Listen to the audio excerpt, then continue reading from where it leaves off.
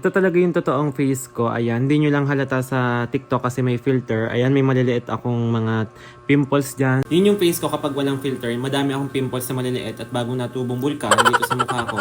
At may ibang brand nga pala akong ginagamit na nilalagay ko sa aking mukha sa mga bagong natubong pimples. Pero nakita ko to at isa-share ko sa inyo kung ano yung bago kong ginagamit ngayon dito. Nung nakita ko tong Isler Skin, ang Precision Acne Spot Serum guys, ito na yung i-apply ko ngayon sa mukha ko dito sa mga bago natubo.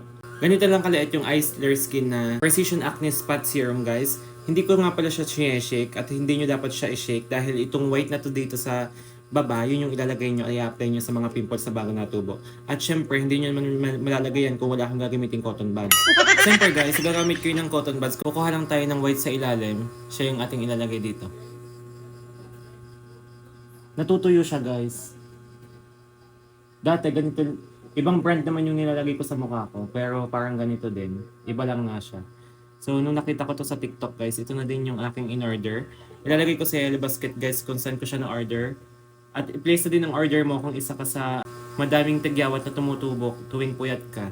Ito ang tamang-tama sa'yo at bagay na bagay sa'yo dahil naaagapan nito na tumubo pa yung pimples nyo dahil nakakadry siya ng pimples guys. Siyempre, lalagay natin yung lahat ng bulkan na tumutubo sa mukha ko.